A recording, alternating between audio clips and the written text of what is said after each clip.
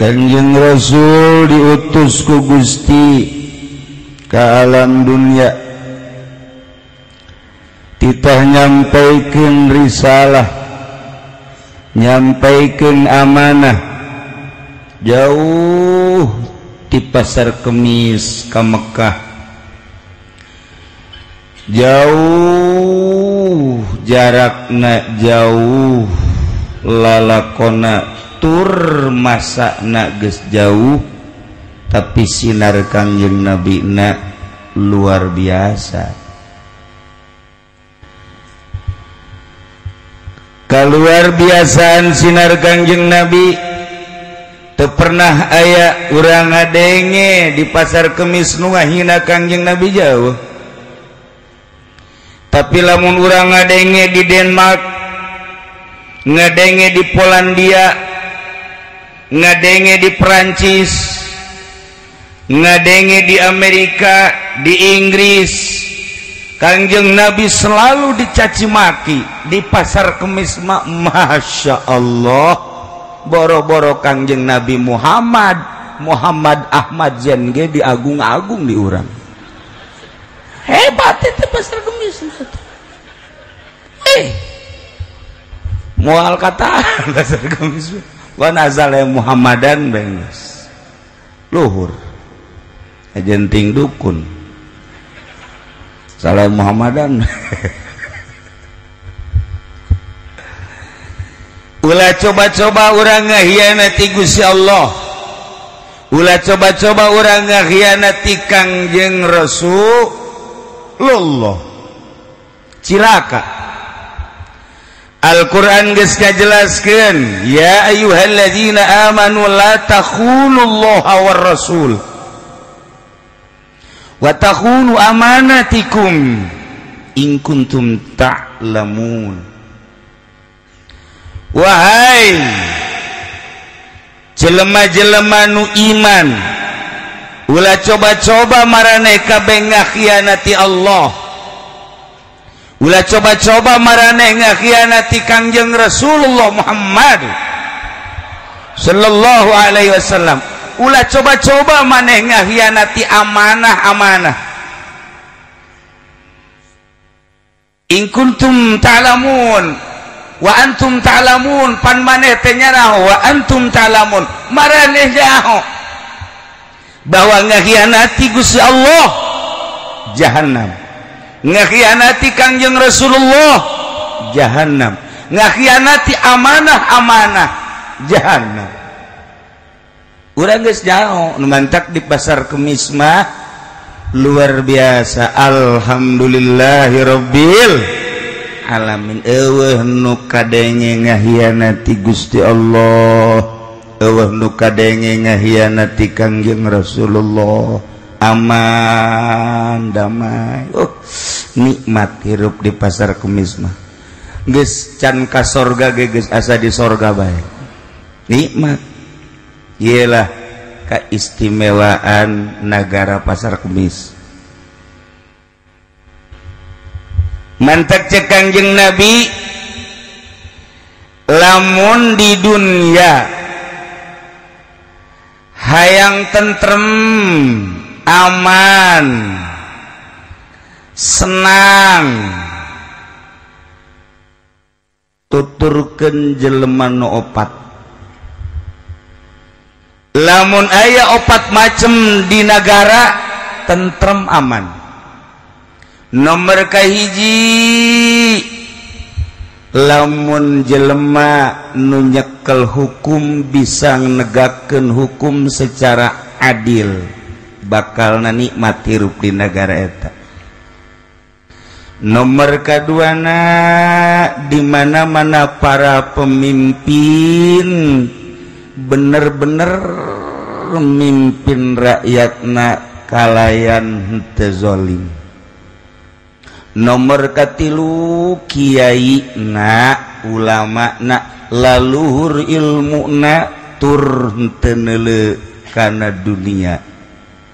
Nomor kaopatna, para pedagangna jala lujur.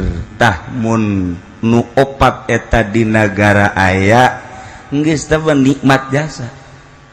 Sedengkeun di pasar Kemis mah pan alhamdulillahirabbil. Nah, alhamdulillah naon eta?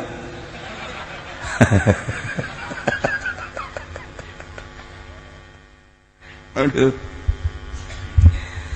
Barang Kangjeng Nabi ceramah eta nyampaikeun eta di zaman Kangjeng Nabi mah setan teu kuateun ngalawan Kangjeng Nabi. Kangjeng Nabi pupus langsung dicekel ke khalifahan ku Sidina Abu Bakar Siddiq, mulai setan ngayakeun musyawarah. Begitu Sidina Abu Bakar Siddiq aya dilanjut ku Sidina Umar, musyawarah para setan geus makin luar biasa. Begitu Sidina Umar, Sidina Utsman, Sidina Ali, setan geus mulai ngayakeun sidang. Begitu di kepemimpinan Jokowi, setan langsung turun ke negara Pasar Kemis. Iblis raja setan ceramah persis kos Habib Rozak ceramahna tadi, make nyanyi heula gitulah setan.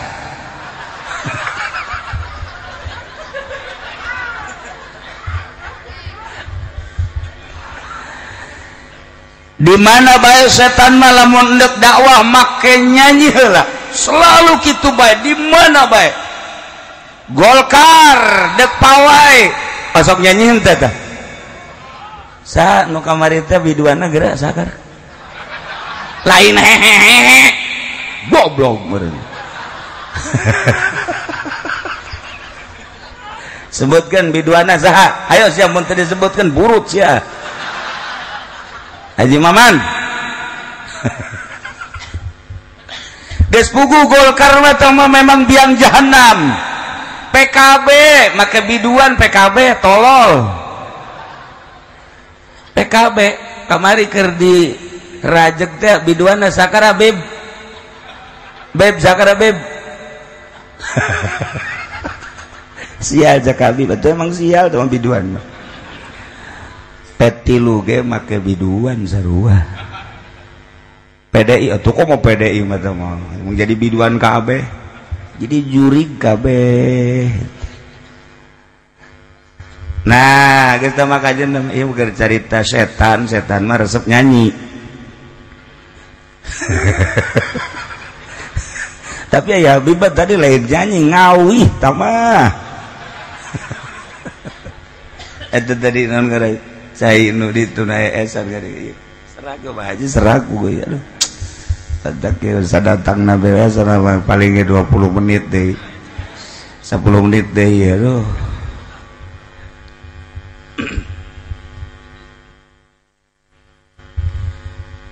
Setan datang, raja setan pidato, tempat pidatona hiji di Puri, ulah kenceng-kenceng nyebut Purina deket Imaeng.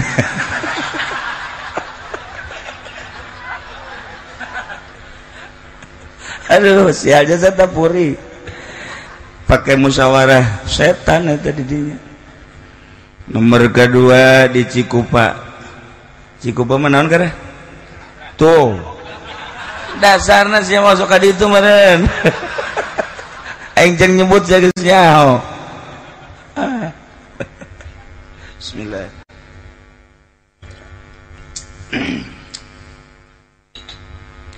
Cek setan, saudara-saudara setan yang berbahagia. Waduh, siapa setan berbahagia segala. Jangan biarkan para ulama dakwah dan jangan biarkan para wali-wali dakwah. Jangan biarkan para ustadz dakwah untuk menegakkan keadilan, kejujuran, kepiawaian. Kalau saja ulama dan wali dibiarkan, nanti umat pada ikut wali, ikut ulama, kita di neraka dengan siapa? Kita harus punya wawasan ke sono. Cak setan. Di sono nanti kita sama siapa?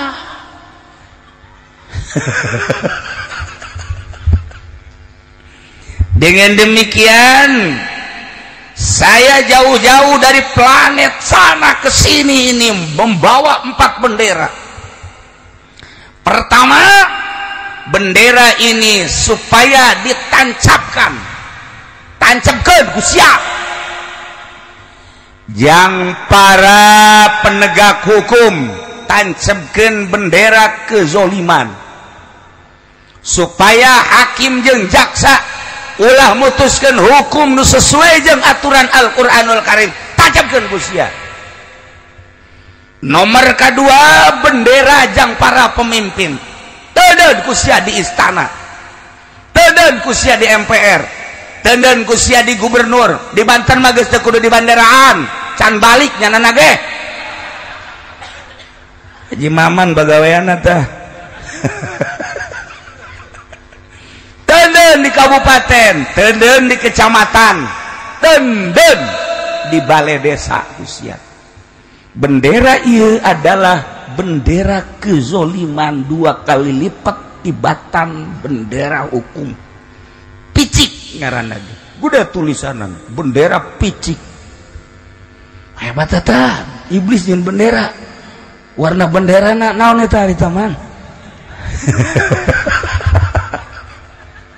Aduh, asana beureum meureun bendera. Nomor katilu, cak setan tancapkeun ieu bendera di para pondok pesantren, di kiai-kiai, supaya kiai ulah lempeng ngatur hukumna, ngabejakeun hukumna, jeung caritaan kiai teh supaya dicampuran ku urusan nafsu jeung dunia. Bila perlu kiai na kawinkeun jeung simbah ku sia. Asal ceramah bere awewe, asal manggung kori-kori bere cewek, kiai-kiai bere ku sia. Masya Allah, orang geus aya ti dituna sial ta setan. Jaka aing macan aya ta setan. Maksudna nu ngawinkeun gitu. Nomor keempat, ieu teudeun bendera di toko-toko, di pedagang di pasar, supaya para pedagang ieu ulah jala lujur dagangna. Disebut liwaul kidhib, bendera bohong. Dan gue siap obat ya. Awas, aing sebagai pemimpin setan yang bernama Raja Iblis, aing dek balik ke singgasana. Cuman tetap aing memantau perkembangan bendera nu kusia ditancapkeun, coba berpengaruh atawa henteu. Lawan kusia kiai-kiai, lawan kusia wali-wali. Teu ngarti aing masia, lamun masih kene aya jelema salat teu ngarti aing.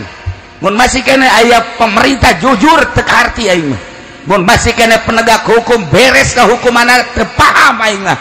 Mun masih kene aya pedagang anu masih kene lurus jeung jujur, sia digorok ku aing. Cak raja setan, pohar atau raja setan. Ya Allah ya Rabbi, nu mendak kula liwat ka kecamatan aya bendera setan, wer liwat ke balai desa aya wer eta aneh. Di RT ge aya deui, heuban RT mah leutik aya di RT. Ya Allah, kedua sana balik terus gitu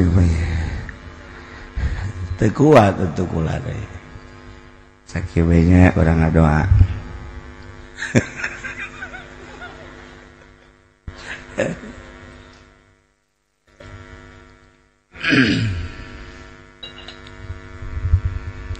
Lamun tadi dina Al-Quran, awas hati-hati wahai mukminin, wahai mukminat, la takhulullaha war rasul. Ulah ianat terhadap Allah, ulah ianat terhadap Rasulullah, wa takhunu amanatikum, ulah ianat terhadap amanah. Kade justru setan sabalikna. Hianat, hianati Allah, hianati Muhammad, hianati keamanahan sabaliknya setan mah nu matak dakwahnya lah terus bae. Kiai can hudang jam 3, jam 3:30, jam 4 subuh, setan mah di pasar geus ge bae, di toko emas Haji Ian geus diuk we di dinya nyana setan. Terus merebat bae ka dieu tadi Joko naon karang-karang eta tah toko-toko di dieu supermarket eta Alfamart. Di dinya mah bude eta mah setanna di Alfamart. Darariuk bae setan nungguan abeh teu balener jelema. Kiai mah sekadar setahun sekali ngajina di dieu, setan mah unggal poe soal ka dieu nuduk salat ngaharewas paling sendal paling hayu sapaling paling asal ke Alfamart ulah jujur-jujur teuing sih mereanana. Asal datang kobo di pasar kumis mah dirinya timbanganana masya Allah, timbanganana dikurangan 2 on letik teuing cek setan 3 on kuranganna letik teuing setengah kilo bae geus kuranganan. Setan mah kitu bae. Habib datang Habib tekanyawan di mamanana ya Habib. Ya mah Habib kerukut.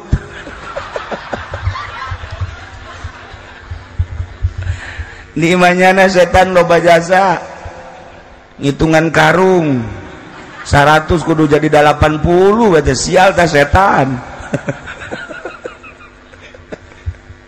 Aduh Gusti Allah, ngajina santai sore. Tetapi para sahabat istimewa, para tabiin istimewa. Salah satu tabiin aya nu ngaran Yunus bin Ubaid. Yunus bin Ubaid nyana boga tempat eta kedaina tokona dieusian ku perhiasan cincin loba jasa. Di Sungai Dare aya, Kalimantan aya, Batu Garut aya, pohara jasa. Kalimaja aya, Maya macak encek, atuh urang mah maja. Perhiasan-perhiasan luar biasa lobana, mutiara-mutiara, emas dan lain sebagainya. Yunus bin Ubaid selalu memantau ketika anak buahna jualan nyana engke sok nanya di perjalanan. Apalagi lamun Ki Ubaid tersebut nyaba kebenaran engke di perjalanan mun bali kapanggih jeung salah sahiji nu tas balanja di tokona selalu ditanya. Kabeneran Ki Ubaid nitip ka adikna jeung ka pelayan nu lain. Mencek ngomong urang mah wahai para pelayan, terutama adik kaula ye, kula poe ieu rek berangkat harita di Madinah, kula rek berangkat ka Syam. Engke ieu dagangan sing hade sesuaikeun jeung aturanana, nu harga 10 dinar 10 dinar, nu harga 50 dinar 50 dinar, nu harga 100 100 200 sesuaikan jeung hargana, ulah dikurangan ulah dileuwihan. Paham? Paham. Berangkatlah Ki Ubaid sapoe 2 poe ka 3 poe pulang barang pulang geus tereh deukeut ka imahna kapanggih jeung salah sahiji urang Arab nyana katingali mantes balanja di tokona geus sakitu diseto tuan mantes balanja di mana di toko itu meser naon meser perhiasan ieu mutiara sabaraha duit coba ningali mutiara kapaleun eta Ki Ubed nu bogana barang ditembongkeun ku urang Arab ieu sabaraha dieu teh meuli 400 dinar 400 dinar waduh cek cenah ieu mah balik deui ka ditu balik deui ieu hargana cuma 200 dinar ih cek urang Arab kula mah kajenting 400 dinar ge geus mantep bae lantaran kula ge pedagang di lembur kula di ditu ieu bisa dijual 500 dinar jadi ku ayana kula meuli 400 geus kauji di ditu dijual bisa 500 dinar oh masalah geus lain gitu tetep ieu hargana cuma 200 dinar mesti balik deui ka ditu cek urang Arab ulah lantes henteu balik deui bae ka ditu balik deui ieu hargana cuma 200 lain 400 kula mah ridho cek urang Arab sanajan ridho tetep balik deui dipaksa eta urang Arab balik deui ke toko begitu balik deui digerokeun pelayana jeung adikna dibejakeun maneh ngajual perhiasan poe ieu ngajual ka ieu kan mohon sabaraha ku maneh dijualna cicing bae sabaraha dijualna 400 dinar harga nu aslina sabaraha coba ieu harga nu aslina sih 200 kunaon dijual 400 nyana nawanieun ieu cek eta Ki Ubed baca ayat suci Al-Quran ya ayyuhalladzina amanu la takhunullaha war rasul wa takhunu amanatikum wa antum ta'lamun ulah hianat ka Allah ulah hianat ka Rasulullah ulah hianat kana amanah kula ngaamanahkeun harga 200 bae harga 300 bae nah ieu harga nu 200 sanajan wanieun nyana beulina 400 tetep bae 200 bae hianat maneh lamun hianat si hade Allah bakal nyiksa ka maneh eta urang Arab baheula tabiin baheula aya nu jualan semodel kitu tah wanieun batur 400 jeung teu ngarasa rugi nyana teu ngarasa kamahalan kulantaran nyana niatna dagang teh ibadah ka Gusti Allah nulungan jeung moal hianat sangkilang kos kitu ge tah kos kitu tah kunyana dibalikeun deui geus ridho ge ya Allah ya Rabbi kula deuk nanya kira-kira di pasar kemis pedagang nu model kitu aya eueuh Mangga Haji Pendi ieu karung hargana teh ngan sakadar 800 hiji karung haju kumang Haji Pendi dijual ka batur 1.500 padahal mah kuda 800 geus aya untungan henteu naon ngan eta hianat ka pembeli nu kos kitu manda kula mah teu wau jeung Haji Pendi teu beres mah dagangna kos kitu ieu cuman penting macet nyareta atuh daekeun bae eueuh masalah ngan di jerona geus aya penganiayaan nu mentek Cina mah hebat Cina mah urang Islam mah lamun jualan teh ieu hargana sabaraha 500 urang Islam mah jual pokona mah mun laku 700 800 900 1000 salagi laku mah terus bae Cina mah henteu hargana sabaraha 550 mayang jadi lamun urang lamun nyaritakeun soal pedagang hebatan Cina dibandingkeun jeung Haji Pendi hianat bae nya mah teu beres ieu keur carita pedagang beuh nu paling hese jadi calo nu paling hese jadi calo mang kula ieu boga taneuh mang jualkeun butuh jasa duit sabaraha sameterna geus ulah hese-hese sameterna 150 geus basa kitung ke aya di kula urusan eta mah geus atuh dipasarkeun ku nyono 300 dipasarkeun 400 angel jasa kalaku teh kubal eteng gitu teh calo angel gara-gara nyana menang manjang mangga mahalkeun harga kan jadi angel urang kan nungguan duit tah ieu geus hianat tah nu mah calo mah nu mangfaat coba gedele calo sugi sugi bek sugi bek calo eta kos eta hianatnya hianat memperlambat pasaran hianat geus mah titah 150 300 teu laku 200 pamer jasa dua teu bebeja deui kanu boga nama mun bebeja mah eta laku 200 rada deres iman teu kanu bogana tetep 150 dijualna ku nyana 200 nyana geus meunang sameter 50 menta deui kanu bogana eta calo eta di Palembang di Palembang eta kan barang di deuleu KTP-na Pasar Kemis ja teu manfaat hianat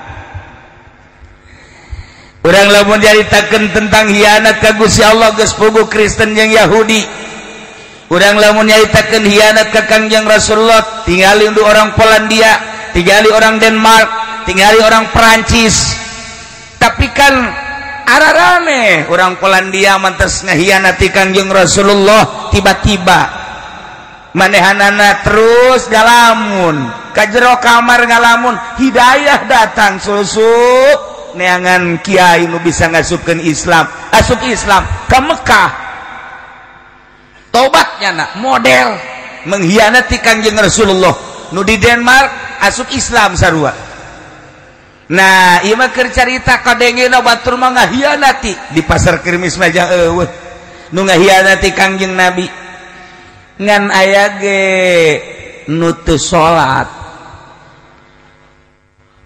tan nu teu salat ge eta ge termasuk ngahianat ka Kangjeng Nabi insyaallah ka neraka tah ge aya di pasar Kemis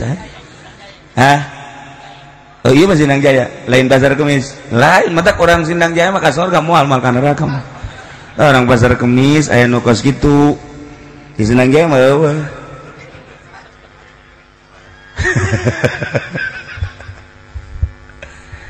nu hianat ka Kangjeng Nabi Muhammad mah eueuh nganu main gapleh mah loba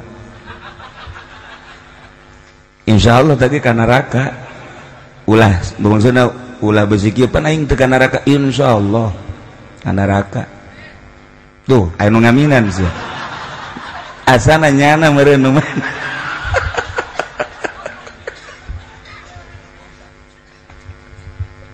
ya Allah ya Rabbi aya anu ngahianati ka Kangjeng Nabi mah teu kadenge di pasar Kemis di Sindang Jaya teu aya cuma nu mabok mah ambalaya insyaallah eta ge insyaallah ulah boga kamang-mangan pasti neraka insyaallah teman-teman cak Habib Rojak tadi insyaallah ya kita ke surga bohong ka Habib Rojak ka bohong emangnya na pembohong kelas kakap nya eta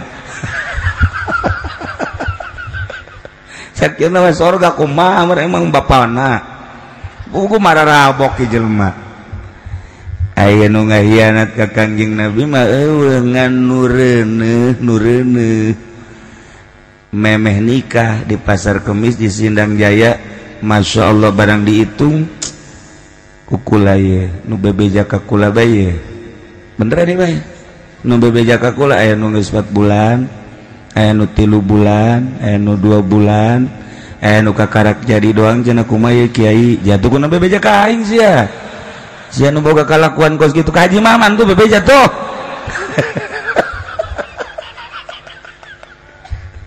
aya nu geus kabingungan ya Allah ya Rabbi kula menyerah dipicung aya dipicung dihitung kuari nu bebeja ka kula 7 nu 4 bulan, nu 3 bulan, nu 2 bulan, nu 1 bulan 7. Di dia di Sindang Jaya lah pasar Kemis belah, Sindang Jaya lah. Pasar Kemis nu bebeja ka kula 11. Ieu nu bebeja doang ieu. Nu bebeja, nu anakna leungit datang ka kamari can balik. Sabara puluh meureun. Inte sih ngahianat ka Kangjeng Nabi mah. Ngan eta ge insyaallah ka neraka. Jadi kumaha coba mengkhianati Gusti Allah lain bae mengkhianati cara Yahudi jeung Nasrani, mengkhianati Kangjeng Rasulullah lain bae mengkhianati cara orang-orang Nasrani, orang kafir. Ku urang teu ngalaksanakeun kana parentahan Kangjeng Rasulullah berarti urang geus termasuk mengkhianati. Sidina Abu Bakar Siddiq radhiyallahu an ketika anjeunna ngajabat selaku khalifah aya nu nyuratan ti belahan kidul di dalam suratna ya Amirul Mukminin Abu Bakrin Siddiq kami yang jauh dari Madinah mun make bahasa urang kami nu jauh di Madinah anu sangat jarang tersentuh oleh Muhammad Rasulullah. Setelah Muhammad wafat maka anjeunlah nu jadi khalifah, mohon ada perubahan sedikit. Di antara yang kami inginkan perubahan ialah soal zakat, hilangkan kewajiban zakat. Coba eta kakarak datang ka Sidina Abu Bakar Siddiq geus menta dieuweukeun zakat. Nu mantak lamun urang pasar Kemis kuari Haji Maman, Haji Ian, Haji Pendi ngazararakat beuh tamang sorga jasa tamah teh. Alhamdulillah nyong zakat nyon teh budak. Ieu mah nyebut doang aing mah. Alhamdulillah we asa bae beureun nya zakat. Tuh urang Arab baheula geus menta geus seperti kitu. Akhirna kumaha? Cek Sayyidina Abu Bakar Siddiq, wahai umat muslimin, siapkan bala tentara perang urang jeung nu nyuratan ieu. Marah Sidina Abu Bakar Siddiq ditepak ku Sidina Umar. Naon maneh halangan kula. Pan urang dititah jihad perang sabilillah teh datang ka ngucapkeun la ilaha illallah. Di mana geus ngucapkeun la ilaha illallah mah pan ulah di perangan. Sedangkan itu nu deuk di perangan ku urang teh pan ahli la ilaha illallah. Banyak kudu di perangan. Teh bisa cek Sidina Abu Bakar. Sebab ieu adalah pengkhianat. Ulah neuleuh la ilaha illallahna. Ulah neuleuh Muhammadur Rasulullah, tapi hianat terhadap Allah, hianat terhadap Rasulullah. Sebab wajib zakat sejajar jeung wajib salat. Ketika manehanana menta dileugitkeun kewajiban zakat, pengkhianat, wajib di perangan. Coba eta di perangan. Ialah Sayyidina Abu Bakar Siddiq beusi dianggap pengkhianat di perangan ku Abu Bakar Siddiq jelema anu ngaulahkeun ngawajibkeun zakat. Lamun pamarentah urang kuari ieu pamarentah urang kuari ieu lamun merangan pengkhianat Allah, pengkhianat Kangjeng Rasulullah, beuh termasuk pamarentahna nu kudu dipaehan. Guys, je pengkhianat mah lulu atuh. Maling di lembur mah maling kotok doang aya gubernur. Eta teh pan bapak buah camat eta. Maling pan. Iraha maling. Itu Ibu Atut. Kamari ku Haji Maman di kitu-kitu teh bujurna. Pamalingan orenganan. Sia dia orang boga gubernur pamalingan. Masya Allah Karim. Aduh, untung Bapak Camat orang mah ya alhamdulillah. Ulah kasih atuh sia. Bupati orang alhamdulillah. Tingarah bae meureun sia di jerona. Bunnya homa wallahu a'lam. Kayalah orang menyaritakeun tentang hianat panjang tah carita da dongengna. Ulah ka pamarentah ka batur, ulah ka perekonomian batur, ulah keperbudayaan batur maning ngaragap diri urang sorangan introspeksi urang termasuk pengkhianat terhadap Allah jeung Rasulullah apakah henteu geus datang ka mana urang nuturkeun aturan Allah geus datang ka mana urang nuturkeun aturan Kangjeng Rasulullah sedangkan Kangjeng Rasulullah teh uswatun hasanah geus bae mendingan ka diri urang teu kudu ka batur tambah keur carita doang geus datang ka mana ieu urang beusi dianggap jadi pengkhianat masyaallah karim naudzubillah min dzalik di pamarentah mah maling biasa ieu mah DKM masjid maling duit masjid pembloon jasa eta Masjid Hasbunallah leungit duit ku Haji Pendi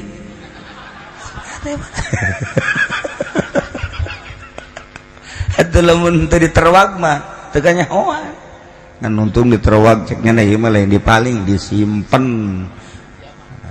diamankeun atuh lamun teu ditanya mah aman mah terus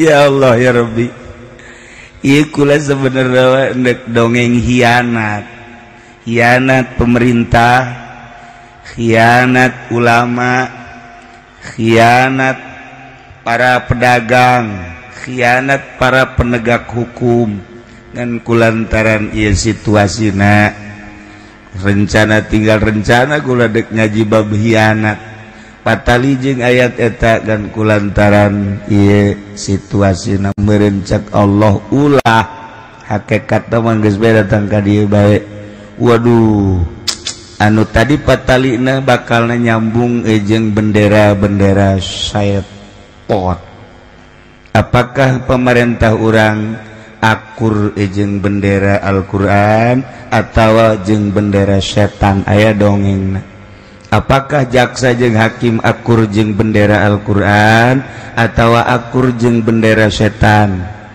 apakah para ulama akur jeung bendera Al-Qur'an atawa akurna jeung bendera setan termasuk para pedagang akurna jeung bendera Al-Qur'an apa jeung bendera setan insyaallah engke dilanjut sebab dongengna para ranjang tapi sebenarnya mantep jasa ta dongeng kurangnya geus bisa keteropong asana ya pemerintah kira-kira ieu mah heula keur nanya ieu kira-kira ieu mah keur carita encan didongengkeun encan kira-kira bakal nanyana lobaan boga bendera Quran apa bendera setan teu beres ya man teu beres kira-kira hakim ieu mah keur encan didongengkeun encan dongeng-dongengna aya panjang rame jasa ieu mah keur carita kira-kira hakim lobaan nyekelan bendera Al-Qur'an apa lobaan nyekelan bendera setan bingung ya berarti bloon ieu nyana ieu nu bloon pedagang ya pedagang makanya bahasa kemis loba pedagang kan ya kira-kira lobaan nyekelan bendera Quran apa lobaan nyekelan bendera setan pedagang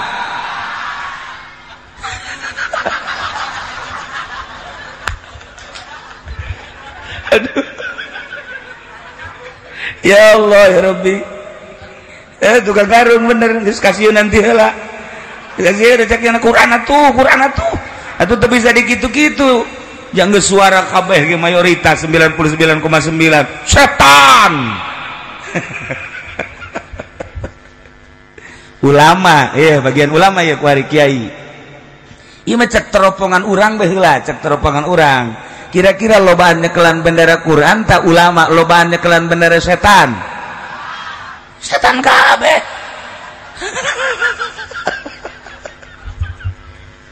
aduh inggis ya inggis ya tapi insyaallah lain janji iraha deui ke kukula didongengkeunana kulana kurang sehat ya mah jadi dicukupkeun sakieu ieu mah hiji mudah-mudahan urang kabehan dibere kuat iman urang dibere mantep iman urang dibere tambah keyakinan urang sehingga urang mantep bener jadi umat Kangjeng Nabi Muhammad sallallahu alaihi wasallam ngan ari ujung-ujung nama sanajan bari jeung urang loba dosa harapan urang tetep urang disyafaatan ku Kangjeng Nabi Muhammad sallallahu alaihi wasallam sakumaha tadi cek Habib Rozak atuh asal muludan ahli sorga mantep jasa tah geus atuh teh mah pamarentah maling los ahli sorga bae asal muludan bae hampang teh tah Habib ya jadi sakali deui ampura ka ahli-ahli pasar Kemis itu penting urang tingkatkeun ibadah urang ka Gusti Allah kamantepan urang ka Gusti Allah nu tatadina urang pati salat supaya Allah jangan gitu ngabiasakeun salat nu biasa salat na qodoan supaya adaan subuh ulah qodoan deui coba diterapkan adaan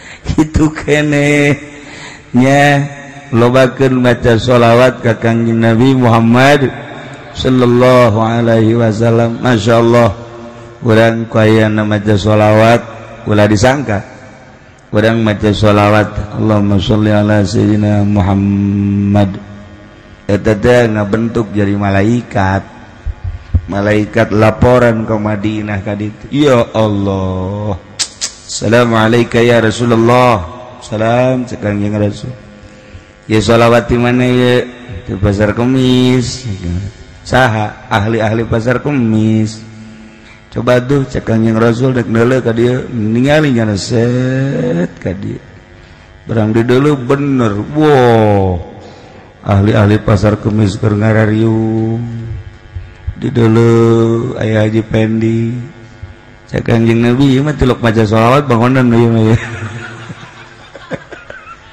nyaun nyana ge ngambe Kangjeng Nabi teh lamun ka jelema nu sok maca sholawat apaleun sebab sholawatna gebentuk malaikat lapor ka Kangjeng Nabi ya Allah lamun urang teu boga kayakinan seperti kitu urang sangheuk maca sholawat lantaran Kangjeng Nabi nu nyarita setiap sholawat hiji ngebentuk malaikat lapor ka kaula jadi orang makin loba maca sholawat nu laporan ka Kangjeng Nabi atuh loba jasa malaikat apaleun Kangjeng Nabi wow di pasar Kemis loba jasa ye si eta nu sok maca sholawat malaikatna terus-terusan laporan tah jadi orang lamun hayang di aku umat Kangjeng Nabi lobakeunlah maca sholawat ka Kangjeng Nabi Muhammad sallallahu alaihi wasallam aya sholawat anu teu meunang ditulis tapi lamun langsung katangkep ieu paedahna mun hayang naik pangkat cepet naik pangkatna mun dagang tereh lakuna sanajan teu dibayar laku nya geus geus kitu bae embung aing geus kitu baca kieu ya sholawat ngan teu meunang direkam ieu sholawat ti almarhum Abah lamun katangkep sakali atawa dua kali atawa 3 kali wah ieu mah misalnya dibaca kurang da tereh kawin lamun dibaca kuno boga pamajikan tereh